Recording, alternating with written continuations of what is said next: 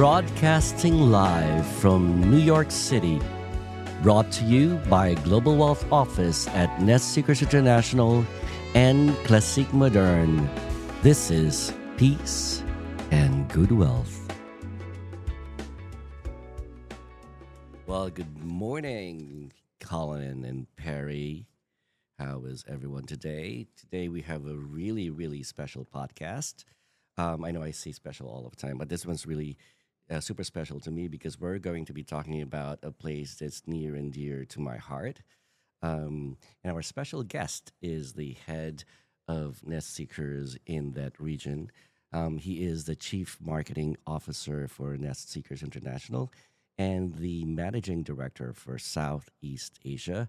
Let's welcome our friend Andy Regalado-Taylor. Welcome, Andy. Hey, thank you, and good morning, Loy, Colin.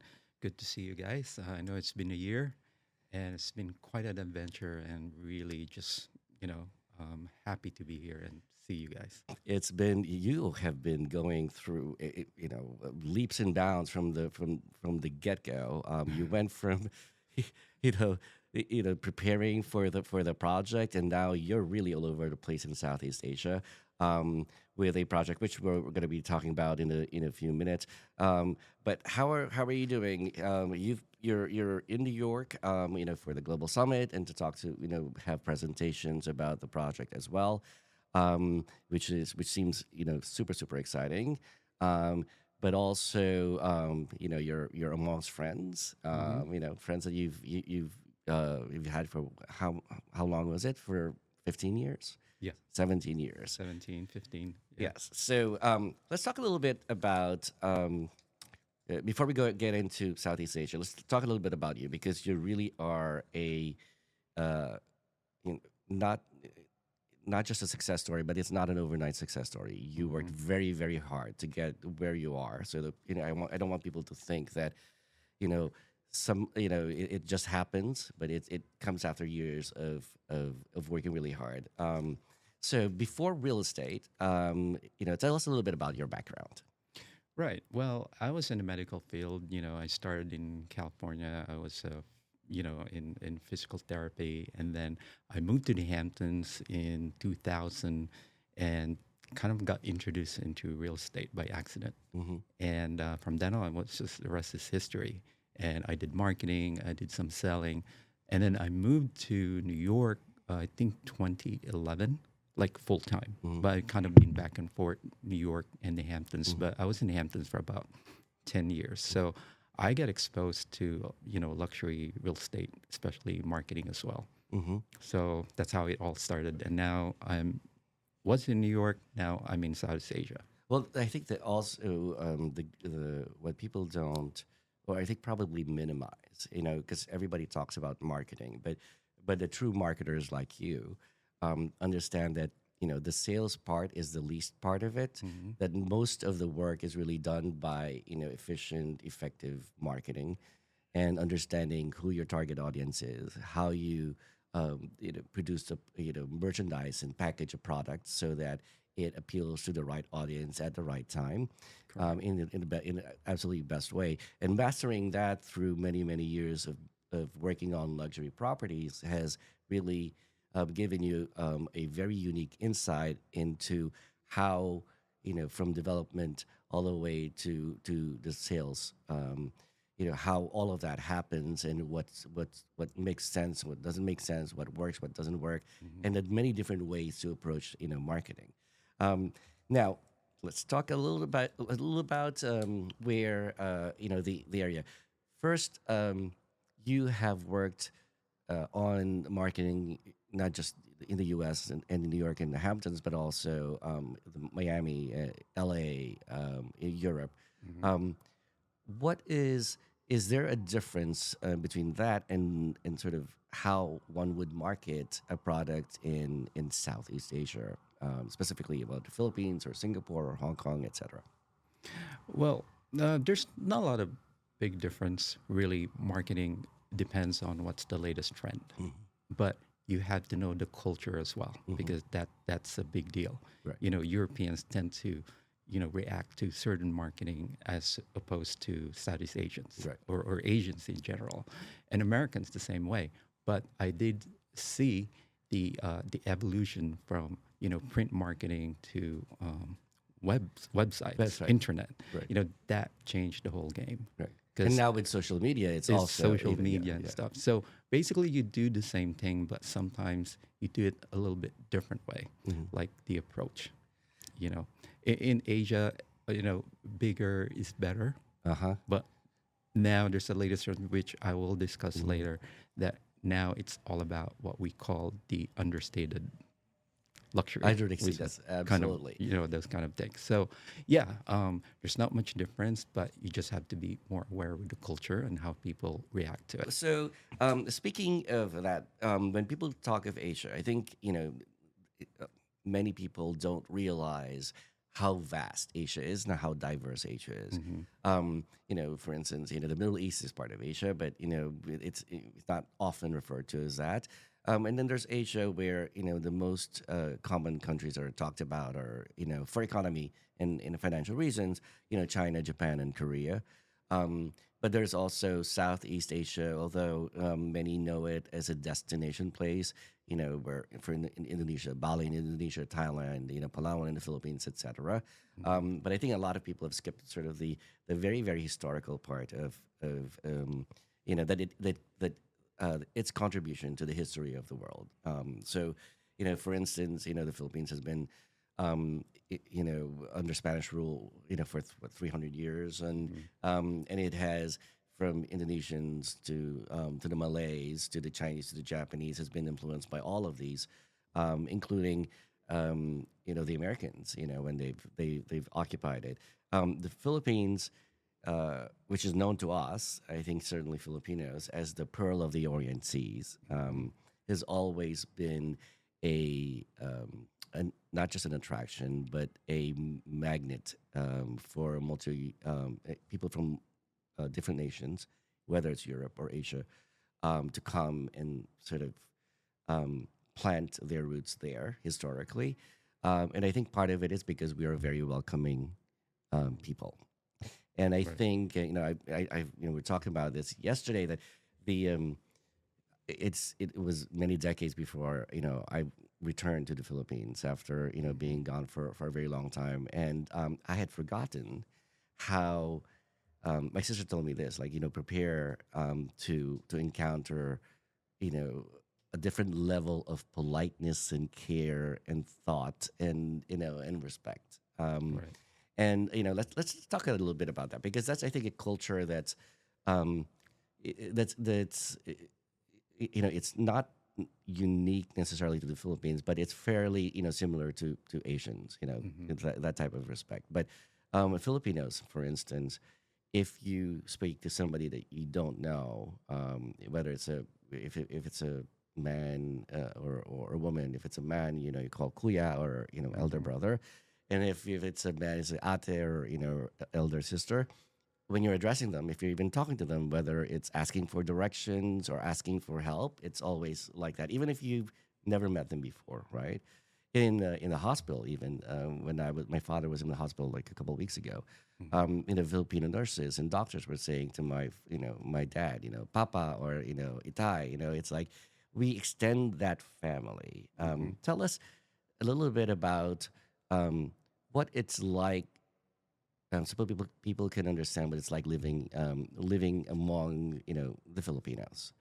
Um, Right. Well, it's very interesting because I live you know more than half of my life outside the Philippines, mhm, and I still do have that culture in me, but being exposed to, like, let's say, New York, mhm, California, Hamptons, Manhattan, you know over time, you kind of adapt there's just certain things that's kind of common in New York, like, I'm more upfront, mhm, as opposed to a lot of Filipinos are kind of not that direct. mhm, You know what I mean? Which, sometimes you deal with when you're in the Philippines because that's part of the culture. mhm, But when I moved there in 2023, like around December, I found myself to be a little bit too upfront, mhm, and some people kind of take it a little bit different. mhm, But then, those are the traits that I would adjust and be upfront, Mhm. but not too much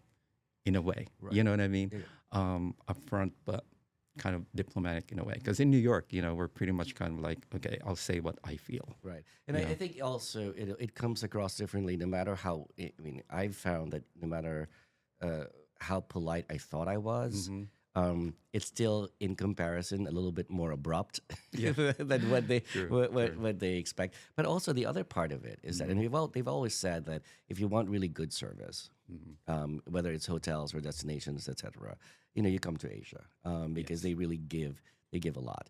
And I think part of what I've learned as well in a way I've recalled is hmm that that the emphasis on service and really um, delivering or giving to somebody or helping someone is a really genuine. It's in the DNA, I Right. think, of the people over there. It's not because they want something out of you. It's more just Make you more more comfortable. comfortable. Yeah, yeah. Exactly. Which I love about Asia because people are so respectful, so polite. You go in there, it's like people greet you with a smile, Mhm. and it's authentic. Right. It's not like because they work at a hotel or they're in a building. I mean, it's authentic. Like people will talk to you about just anything, and that's something that I really enjoyed so much in Asia. Even though you don't have that directness, even though a lot of people are a little bit more direct now, but you get that genuine, not just in service, but a more personable approach to Right. people Right. rather than this is just a job, Right. you know. So I really love that part of Asia, especially I've traveled around Southeast Asia in the last year, and I saw the similarities like between Cambodians, Filipinos, Thais, Indonesians. We all carry the same trait. Right, and what's really interesting, I think, also with Asia, is it's by any means it's not the easiest necessarily place to live in because there are hmm typhoons, there are floods, there's all that sorts of Earthquakes, stuff, yeah. earthquakes. There are places where they're still rural hmm and life is hard. But what's interesting is, regardless of how hard that is, and whether you live in a metropolitan city like Manila, and you've got flooded, the resilience is Yeah. one, and also gratitude. hmm I think comes a little quicker. Yeah. It's a lot easier than in places where like New York is very tough. hmm And but that type of gratitude of is just being enjoying what you have and being Right. okay with that. Um, it's very it's admirable. It's an hmm admirable quality. Sort of to have, right. Very much so. Yeah. Just kind of like, following up on what you just Mm. said, like, you know, the, regardless of your, status in life, of how much you have, people always find time to appreciate what they have. And that can be seen in so many things. And, Philippines is very much, how do you say that? Quite popular with, when people get together to eat. Right. There's a saying like people don't say how are you. Yeah. It's more like have you eaten. Yes. Yes. So I always find that so nice. Like families will go out of the way to just feed you, and that's a way of saying be comfortable. We're we're here for you, Right. and then we'll offer you like the best meal ever. Right. So for us, that's like Filipinos are well known for its hospitality Yeah. around the world. So it's just such a great trait from us Filipinos. Well, I think that's sort of like part of our social fabric, right? hmm If you're in a party, no matter how big the house is, you kind of gather around the kitchen, Yeah. around the table, and you eat and you talk, right? hmm It's a one of the other things as well, and I think we talked about this yesterday, is that where these mega malls and super Yeah. malls are disappearing in the U.S. because the stores are no longer as busy as they used to be. Mm. Um, in Asia, it is really packed. Is growing. You know, There's more malls coming. yeah, and Yeah. I think part of it's that it is it's part of the social fabric. hmm You still went out with friends or with family Yeah. to just go around the mall, eat, window shop. hmm It's not always just shopping, shopping, shopping, and then leaving. It's more of a gathering place, right? Right. on Sundays after church. I mean, you could see that the whole, I think there are even churches that have that Yeah, are there are in the churches in mall. the malls. Yeah, yeah, yeah. So, It will make it more convenient. yes, And what's interesting too is like when I moved to Asia, like here in New York, correct me if I'm wrong, but maybe it's, a personal thing. Mm. In Asia, I don't look forward to weekends to have fun. Oh, that yeah, And I can have fun on Monday night or any other night. I mean, I work hard too right, as well, but I always find time. And for some reason, it's okay to be right, out on a Monday night. yes, As when I was, as compared to I was in New York, wherein I felt like, oh, it's Monday night or Sunday night. I right. can't because there's work tomorrow. But over there, it's just like you can go at any time, and there's people in the malls, restaurants, whether it's Monday, Tuesday night, just people just love Yeah, to eat, yeah, and people love to gather around and yes. talk. Well, and walk around, walk around. Yeah. We talked about the BGC or Bonifacio, Mm-hmm. global, city, right? Yeah. And it's just like any, really, well, built, part of the city anywhere in the world. Yeah. But if you go, at night and you could see people walking around and hanging Mm-hmm. out, and just having fun. And I think part of it is that also there is no divide between work and life. Pleasure. In the Philippines, like, Yeah. it's all part of life. Mm-hmm. And I think that's the so that if you go out on a Saturday night after work, well, that's part of life, and Yeah. it's also part of work. If Right. you're hanging out with your friends, and that's the other thing too that they do a Mm-hmm. lot. It's like if you worked at an office, most likely those people that you work at the office or in school were your friends. Yeah. They're not just people that you see, at the office. They're people that you see at parties when you go out. If you want to go Mm-hmm. out to mall, want to see a movie, etc. And I think those are all fantastic. The other thing too is that not only are they polite and respectful and friendly and all of that stuff, but there's few things that really stand out. They're very strong and they're very Mm-hmm. strong-willed, people. And there's and what I love the most is which we always talked about is the palabra de honor, right? The word of honor. Yeah. If I give you my word, that type of loyalty, that type of integrity, cannot be broken, right? Mm-hmm. That's the pillar of the way we conduct business. If I say it, then I mean it. If I tell you we agree, then we agree, and if we don't, we don't. And that's the True. that makes it so much easier, I think, in a lot of ways, to conduct business. The only downside, as we said, is that you know not quite as much as some other places, but um, there's nothing instantaneous. You can't expect an instant gratification. Mm-hmm. It takes time. They will take the time to do things and do it right, Right. but you can't just say slap a finger like New York and then Yeah, you yeah, get you get it. it. It does take time. And Right. and another thing I want to point out is, things are not as quick as you would want Hmm. certain things. People take time, but surely as well. Hmm. And that's kind of for me, it's a big change Hmm. as well. Like here in New York, things move a lot faster. Hmm. But over there, it takes a little bit of time. I'm not saying it takes, Hmm. Right. a lot of time, but people take time to do things, which for me sometimes work Right. because, I want things to be, certain. I want things to be sure. Like Right. we do our due diligence, with a lot of other things. And sometimes it takes quite some time, but at least we're sure what we're dealing with. Right, exactly, and Yeah. and we're not rushing always, Exactly. rushing to do the same thing. Yeah. Now, let's talk a little bit about you have properties in Banyan as Mm-hmm. properties in different regions of Indonesia, I think, and Mm-hmm. Singapore and Thailand, etc.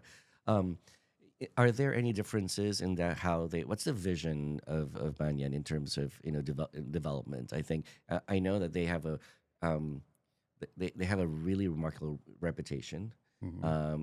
and what I feel is that there is a direction, and there's an emphasis for sort of like the quality of not just the services, but the quality of living that arises from building these things. Um, what are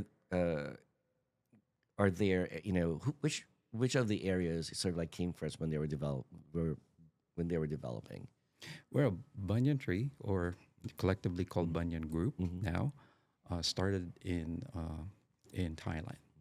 So they have that flagship hotel. It's an integrated resort in Phuket, Mm-hmm. but it was founded by a Singaporean person, and it all started because of, I think they converted a mining town into what it's now a integrated resort, which is Banyan Tree Phuket.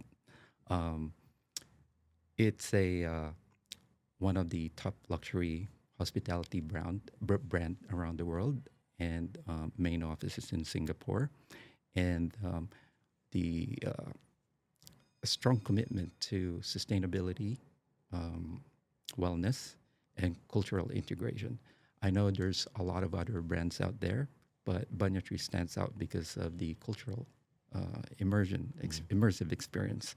And currently, there's about 80 plus Banyan Tree and all the other sub brands around the world in about 20, 21 to 25 countries.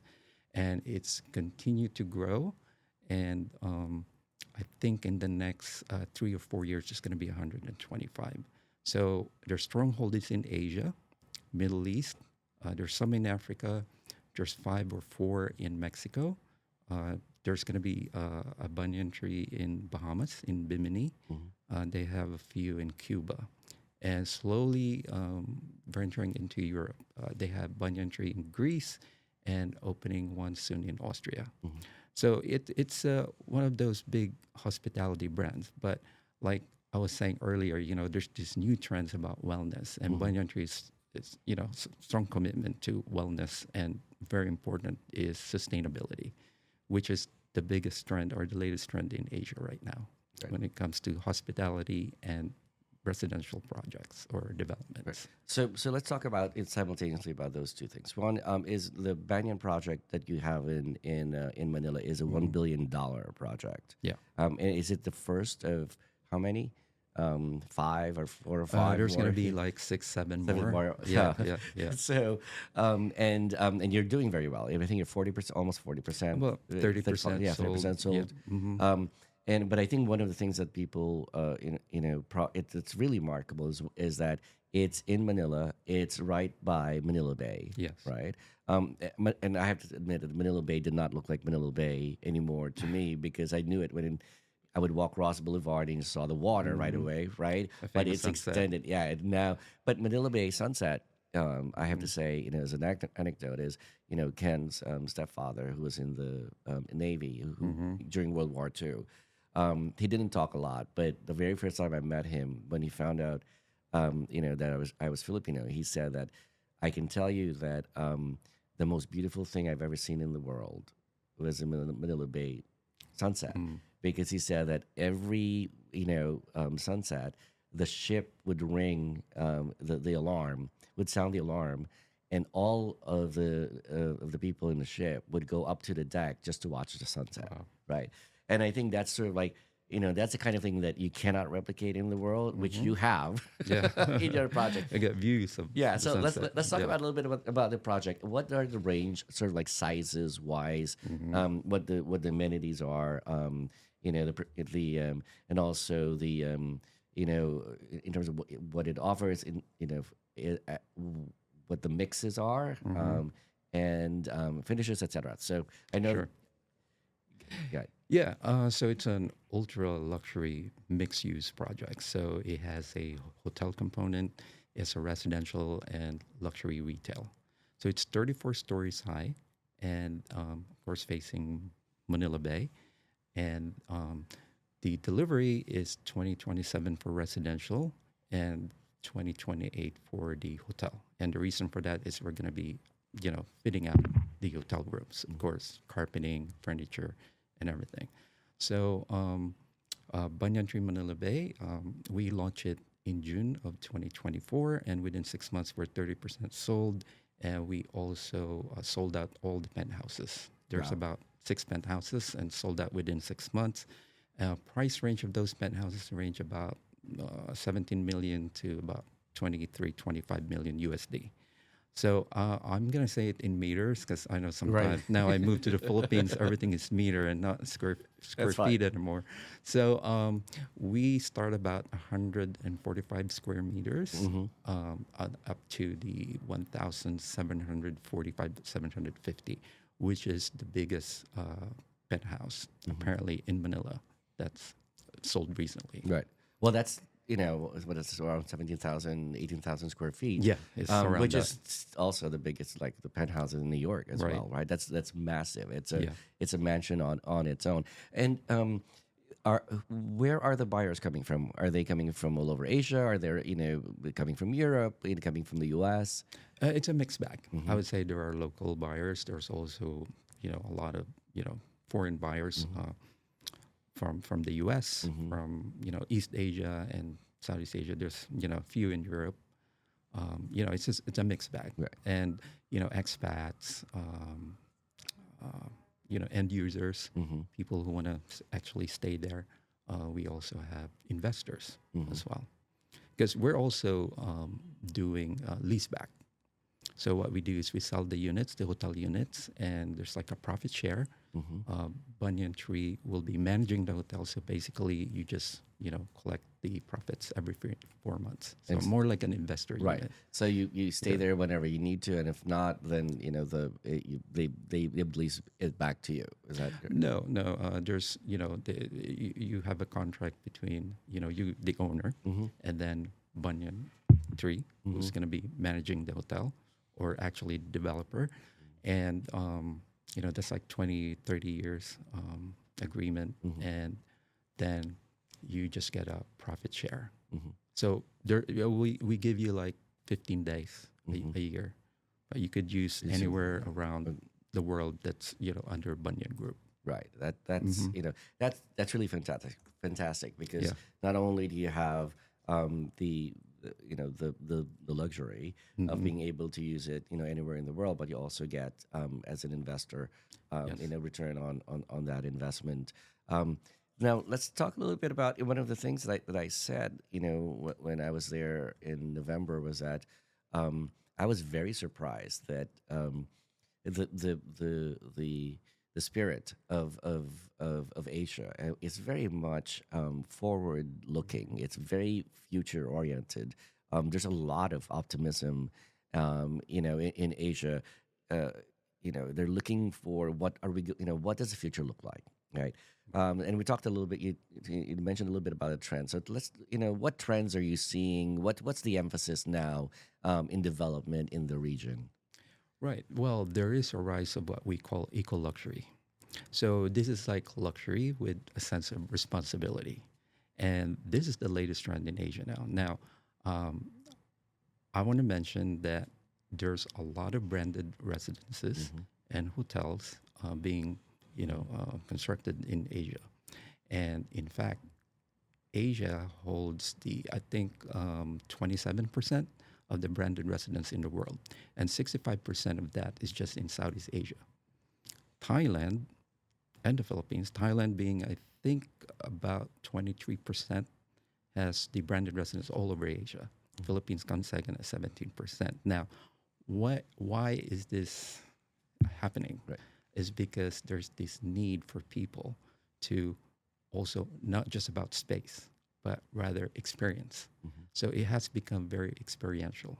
And a lot of these big brands started to promote that and also integrate that into most of their developments.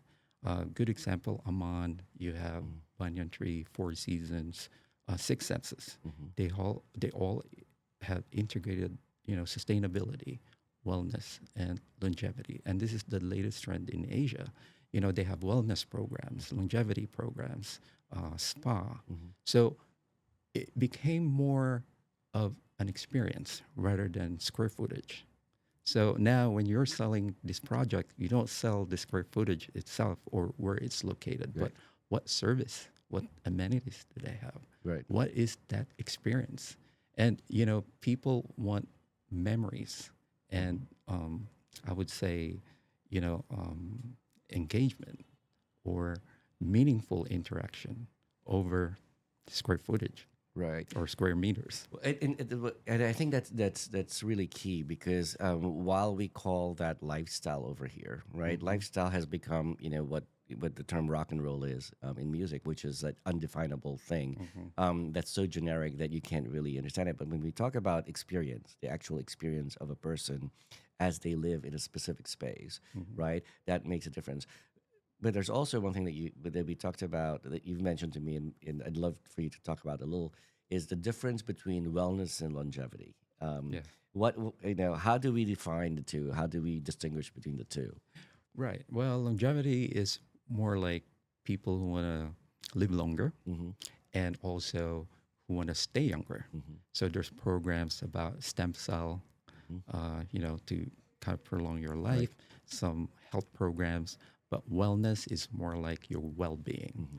more like, to rejuvenate your body, mind, and soul, relaxation, how to keep your mind off the stress Mm-hmm. of life. Right. So those two elements are very important. Now I need to add that sustainability is also big in Asia right now. People now are um, taking care of the environment. Luxury and environment should not be opposite. You Right. know, they should be like hand in hand. They can coexist because we can be enjoying the luxury in life but still be responsible. You know, and that's one of the biggest trend in Asia right now. And this is through use of sustainable materials, design, and also use of renewable energy. Like in our building, we have incorporated solar panels on our windows, Mm-hmm. to light up our common areas, things like Right. that. So it's a big trend in Asia right now. Right. Well, I think also historically we've seen how if unregulated and if you don't think about it and you don't incorporate that as part of the philosophy of of of of development, it destroys the environment. Hmm. Very soon and very quickly, the resources are depleted, the environment is destroyed. And in order for the livelihood to be sustained, Hmm. it is important to keep the environment clean and safe and to be able to protect it. If you want to enjoy the beautiful islands, you have to protect the beautiful islands. You Of can't course. just build there, right? And I think that's really important because it's very difficult to find. I think it's almost easy for us, especially when you're sitting in New York and dealing with talking to developers, to just think about building buildings, luxury buildings that sell Hmm. X amount. But when I think I see this also in the Middle East, just desire um, to have something for the future to leave, for the next generation, to be able to enjoy. Hmm. And I think this is a really good wrap up, for us because when we talk about peace and good wealth, we're talking about not just financial stability and wealth and luxury, but the peace, that goes with that. Hmm. You can't have peace without financial stability, but Right. you can have financial stability without peace, right? And this Right. is that sort of like beautiful marriage, of those two, which Hmm. we're seeing in Asia. So, any last words for us and for our kababayans in the Philippines? Well, I'm going to say that, one of my passions is really to put Philippines, in the global spotlight in all the right places. Well, I think you have that already. Well, So, there's still some work to do, and I'm really excited that I've also been talking to some government agencies back home. The support has been big, and really feel that kind of that motivation to really do something about the Philippines, because we're not just about, we read in papers, some people still have a different concept about Philippines. I mean, not just Philippines, but Southeast Asia as oh, well. I mean, that region is just so dynamic, and it's just so much promise, yes, not just real estate, but everything else. I mean, in a place when there's hundreds of different languages, for some reason, people still coexist. yes, There's all the religions in the world are in Southeast Asia. And for some reason, we're all peaceful right. and we're not fighting, we're not doing anything. Food is amazing. And if you have a chance, you have the means, please do travel. I know a lot of people here I spoke to like a couple of days, they said it's too far.